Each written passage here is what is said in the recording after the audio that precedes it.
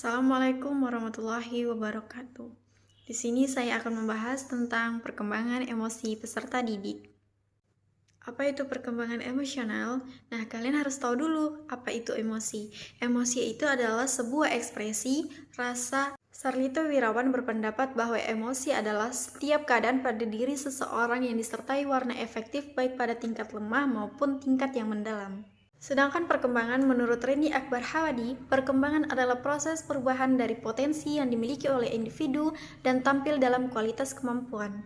Perkembangan emosional adalah proses perkembangan, mengerti dan memahami orang lain yang berarti mampu menggambarkan ciri-cirinya, apa yang dirasakan dan apa yang dipikirkan.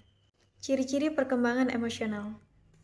Tahukah kalian pada saat kalian melihat bayi yang berumur 3-4 bulan, disitulah mereka merasakan ada rasa, ada ekspresi seperti marah, dan saat anak usia 3-4 bulan itu memiliki juga rasa sedih, seperti itu.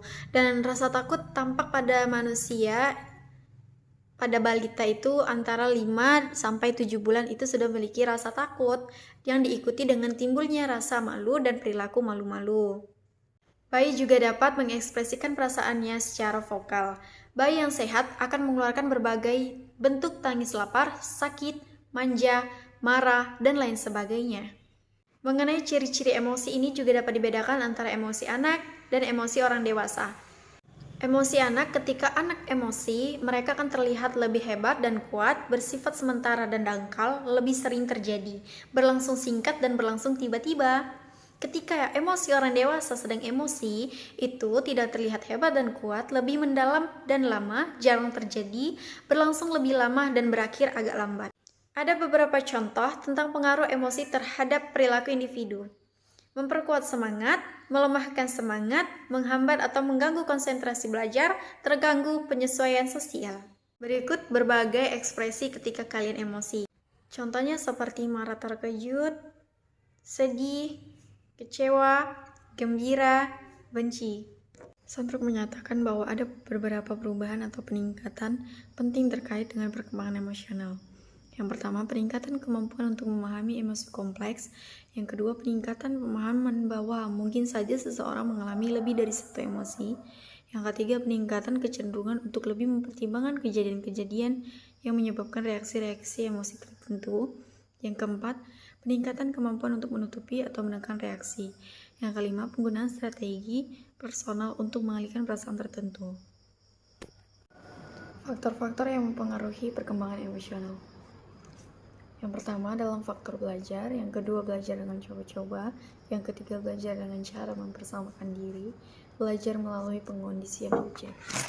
Beberapa cara untuk meredamkan emosi. Yang pertama, berpikir positif, mencoba belajar memahami karakteristik orang lain, mencoba menghargai pendapat dan kelebihan orang lain, introspeksi diri, mencoba melihat apabila kejadian sama, bersabar dan menjadi pemaaf. Dalam faktor belajar, belajar dengan coba-coba, belajar dengan cara mempersamakan diri, belajar melalui pengondisi objek. Contoh perubahan emosi terhadap perubahan fisik atau jasmani. Cannon telah mengadakan penelitian dengan sorotan sinar rentgen terhadap seorang yang baru selesai makan. Ia melihat bahwa perut besarnya aktif melakukan gerakan yang teratur untuk mencerna makanan. Kemudian, dibawa ke depan kucing, tersebut seekor anjing yang galak. Pada saat itu, Cannon melihat bahwa proses pencerna terhenti seketika dan pembuluh darah di bagian lambung menggerut. Di samping itu tekanan darahnya bertambah dengan sangat tinggi, ditambah lagi dengan perubahan yang bermacam-macam pada kelenjar-kelenjar seperti bertambahnya keringat dan kekurangan air liur. Sandrock menyatakan bahwa ada beberapa perubahan atau peningkatan penting terkait dengan perkembangan emosional. Yang pertama, peningkatan kemampuan untuk memahami emosi kompleks. Yang kedua, peningkatan pemahaman bahwa mungkin saja seseorang mengalami lebih dari satu emosi.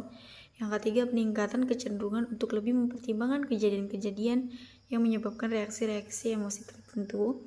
Yang keempat, peningkatan kemampuan untuk menutupi atau menekan reaksi. Yang kelima, penggunaan strategi personal untuk mengalihkan perasaan tertentu. Beberapa cara untuk meredamkan emosi. Yang pertama, berpikir positif, mencoba belajar memahami karakteristik orang lain, mencoba menghargai pendapat dan kelebihan orang lain, introspeksi diri, mencoba melihat apabila kejadian sama, bersabar dan menjadi pemaaf.